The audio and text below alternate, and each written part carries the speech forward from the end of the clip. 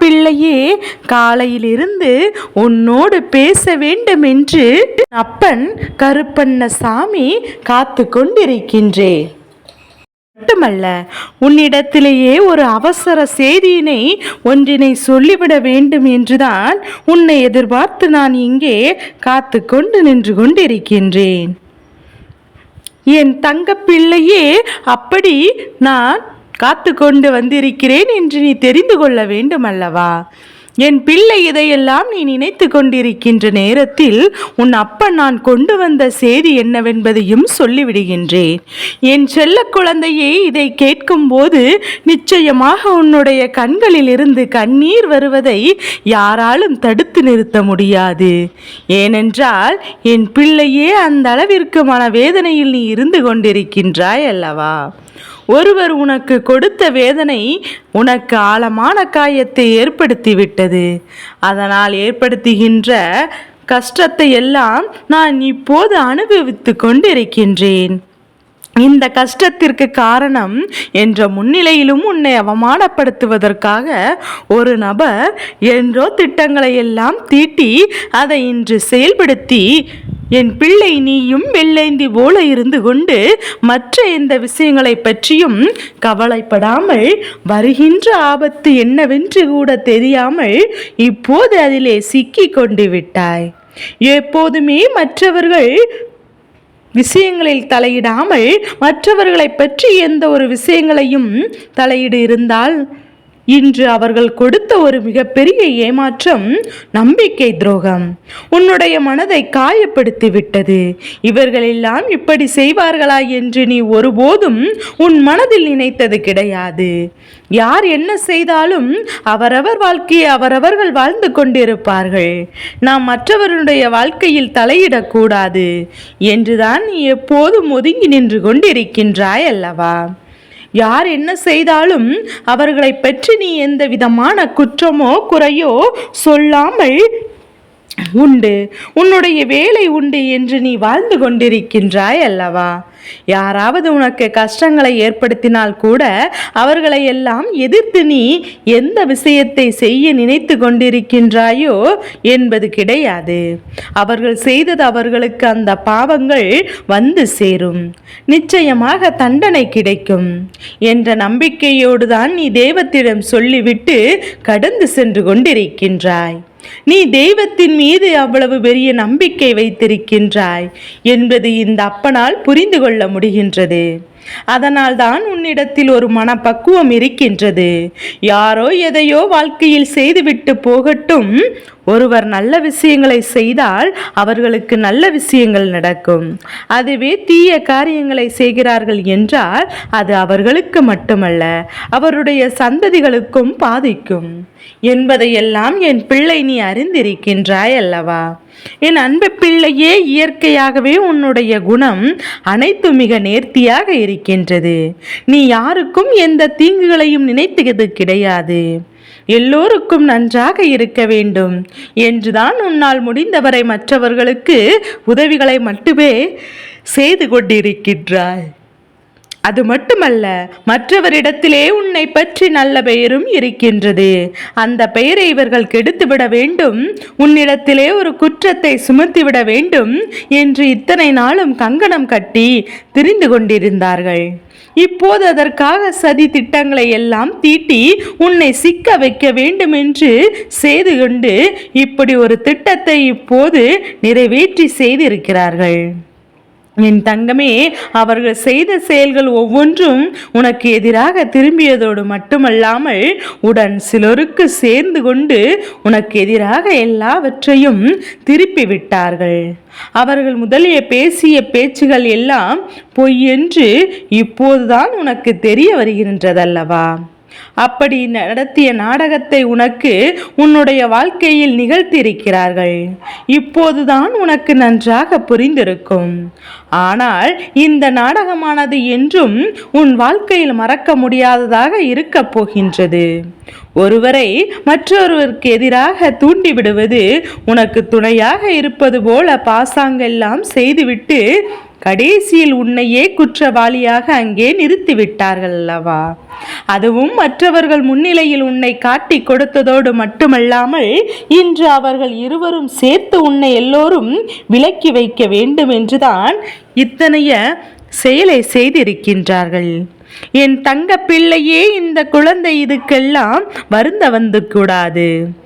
ஏனென்றால் இந்த பூமியில் யாரும் நமக்கு நான் நல்லவன் கெட்டவன் என்று சான்றிதழ் கொடுக்க கூடிய தகுதி யாருக்குமே கிடையாது. எல்லோருக்கும் அவருடைய வாழ்க்கையில் எல்லா நிம்மதியையும் கொடுக்கிறார்கள். தவறுகளே இல்லாத மனிதர் இங்கு யாரும் கிடையாது. யதார்த்தத்தை நீ புரிந்து கொள்ள வேண்டும் அல்லவா? உன்னுடைய வாழ்க்கையை நீயாக சென்று ஒரு தவறை செய்தது கிடையாது. ஆனால் உன்னுடைய பெயரை சொல்லி உன்னை தானாக வந்து சதிவலையில் வீழ்த்திதான் இந்த பெயரை உனக்கு கிடைக்கும்படி செய்து விட்டார்கள். அதனால் என் அன்பு குழந்தையே, இதையெல்லாம் நீ ஒருபோதும் வருந்தி நிற்காதே. அதைவிட உனக்கு இன்னொரு வருத்தம் இருக்கலாம். உடன் இருந்து கொண்டே இப்படி ஒரு துரோகத்தை செய்து விட்டார்களே, இனி யாரை நம்புவது என்று கூட உனக்கு வருத்தம் இருக்கலாம். ஆனால் நீ ஒரு விஷயத்தை புரிந்து கொள்ள வேண்டும். இந்த மனிதர்கள் எப்போதுமே குணமாறக்கூடியவர்கள். சந்தர்ப்பங்களும் சூழ்நிலைகளும் ஒரு மனிதனுக்கு கிடைத்துவிட்டால் அவன் எப்பேற்பட்ட தவறையும் எளிதாக செய்து முடித்து விடுவான் என்பதை நீ மறந்துவிட வேண்டாம். என் அன்பு குழந்தையே, நீ உன்னுடைய வாழ்க்கையில் எத்தனையோ தியாகங்களை எல்லாம் செய்து கொண்டிருக்கின்றாய். அர்த்தமாக நீ செய்து கொண்டிருக்கின்றாய். ஆனால் நீ செய்யக்கூடிய அந்த வேலையை இவ்வளவு எளிதாக கொச்சைப்படுத்த நினைத்து விட்டார்கள் என்றுதான் உன்னுடைய மனதில் இப்போது வேதனைகள் அதிகமாக இருக்கின்றது. என் தங்கமே, நீ நினைப்பதை உன் வாழ்க்கையில் சில நாட்களாகவே உனக்கு எதிராக நடப்பதற்கு காரணம் ஒரு நபரினுடைய வேலைகள் எல்லாம் என்பதை நீ எப்போதாவது புரிந்து கொண்டாயா? நான் நினைக்கின்றேன் எல்லோரும் நன்றாக இருக்க வேண்டும் என்று. நீ நினைத்த உன்னுடைய எண்ணங்களையே தவறு என்று ஒருவர் கூறுகிறார் என்றால் உன் மீது வன்மத்தோடு உன்னை சுற்றி இருப்பவர்கள் எல்லோரும் இப்போவதாவது நீ புரிந்து கொள்ள வேண்டும். அவருடைய எண்ணமானது மற்றவர்கள் முன்னிலையில் குற்றவாளியாக்க வேண்டும் என்று நினைத்தார்கள். அதுபோலவே நீ செய்து விட்டார்கள். அதனால் அவருடைய திட்டமானது நிறைவேறவிட்டது என்று அங்கே மனமகிழ்ச்சியோடு திளைத்து நின்று கொண்டிருக்கின்றார்கள். என் பிள்ளையே, நீ ஒன்றை நினைவில் வைத்துக்கொள். அவனுடைய மகிழ்ச்சியானது நிரந்தரம் கிடையாது. அவர்கள் நல்லவர்கள் போல உன்னிடத்தில் நாடகத்தை ஆடி இத்தகைய சூழ்ச்சியை செய்தார்கள் அல்லவா? இந்த நாடகமானது ஒரு நாள் வெட்ட வெளிச்சத்திற்கு வந்துதானே ஆக வேண்டும். அதுவும் கூடிய விரைவில் வரப்போகின்றது. இப்போது உனக்கு ஏகப்பட்ட கலக்கமானது துடை தெரியப்பட்டு அவர்கள் மீது வரக்கூடிய அந்த வலியையும் பாவம் என்றும் அவர்களை விட்டு நீங்காது. இந்த கருப்பண்ண சாமி அவ்வளவு சுலபமாக இவர்களை எல்லாம் விட்டு விட மாட்டேன். தவறுகளை செய்ய நினைப்பவர்கள் என் முன்னால் நிச்சயமாக தண்டனையை பெற்றுக்கொள்ளத்தான் போகின்றார்கள்.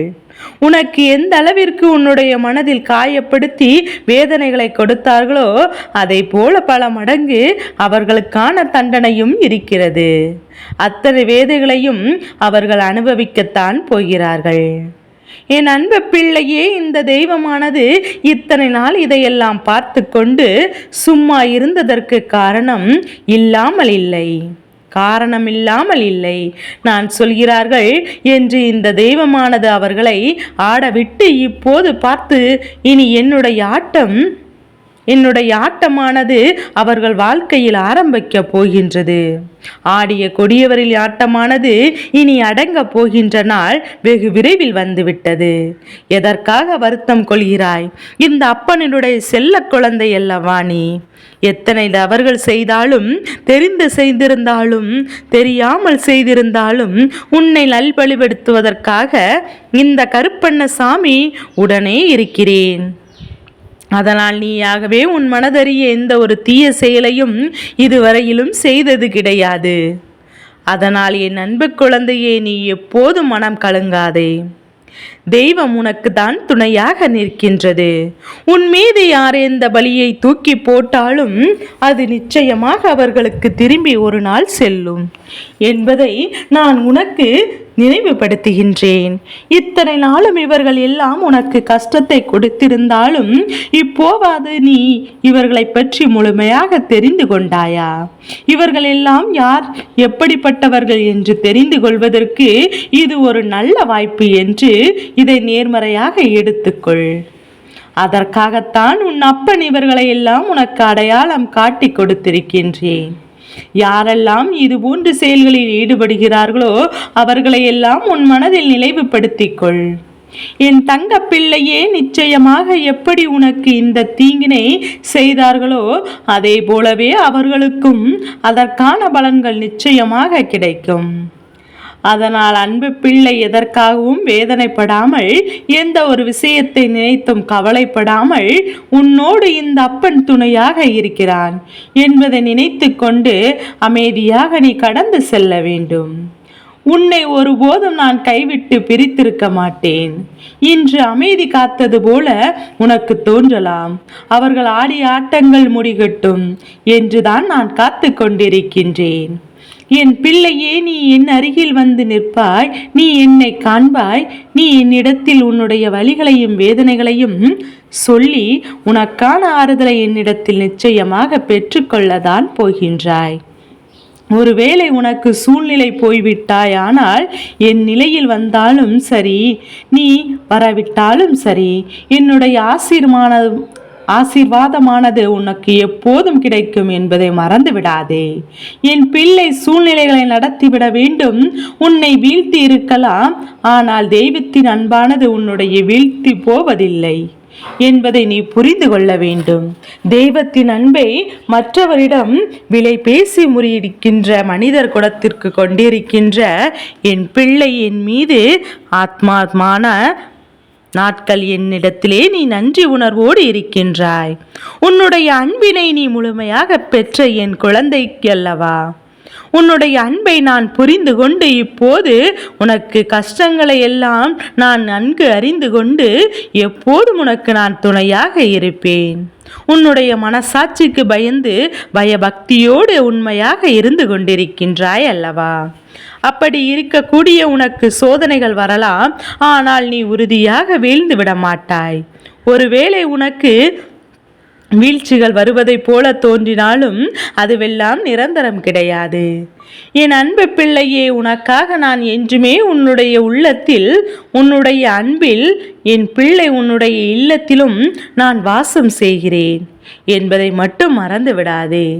என் தங்க பிள்ளையே, உன்னுடைய குலதெய்வமும் நான் தான் என்பதை நீ மறந்து விடாதே. தெய்வங்கள் வேறு வேறு பெயர்களில் வேறு வேறு ரூபத்தில் உனக்கு காட்சியளிக்கிறோமே தவிர எல்லோருமே ஒரே உருவம்தான் என்பதை நீ மறந்து விடாதே. என் அன்பு பிள்ளையே, அதனால் நீ யாரை வணங்கினாலும் சரி, அங்கு உன்னை ஆசீர்வதிக்க இந்த கருப்பண்ணசாமி உனக்காக நான் நின்று கொண்டிருப்பேன் என்பதை மட்டும் நீ நினைவில் வைத்து கொண்டால் போதும். என் செல்ல பிள்ளைக்கு உனக்கு கெடுதல் நினைக்கின்ற விஷயங்கள் எல்லாம் என்னென்ன விஷயங்கள் செய்தாரோ அதையெல்லாம் நிச்சயமாக உன் கண் முன்னாலே நடக்கும் என்பதை நீ மறந்துவிட வேண்டாம். வாழ்க்கையில் வேதனைகளும் சோதனைகளும் கொடுத்ததெல்லாம் இனி நல்லபடியாக விரைவில் மாறும். உன்னோடு உன் வாழ்க்கையில் விளையாடுவதற்கு தண்டனை நிச்சயமாக கிடைத்தே தீரும். அவர்கள் அதை அனுபவிக்கத்தான் போகிறார்கள் என்பது நிச்சயமாக இப்போது நீ இடையில் வந்து இவையெல்லாம் காப்பாற்ற வேண்டும் என்று நினைக்காதே. ஏனென்றால் உன்னுடைய இரக்க குணம் அவர்களுக்கு தெரியும் அல்லவா? அவர்களுக்காக நீ என்னிடத்தில் வந்து நிச்சயமாக கேட்கத்தான் போகின்றாய். ஆனால் அதையெல்லாம் கேட்கும் முன்பு நீ ஒரு நிமிடம் யோசித்து விட்டு அதன் பிறகு இந்த அப்பனிடத்திலே வந்து பேச வேண்டும். என் தங்க பிள்ளைக்கு இந்த கருப்பண்ணசாமியின் ஆசீர்வாதங்களும் அன்பும் துணையும் என்றோடு உனக்கு முழுமையாக கிடைத்து கொண்டே இருக்கும்.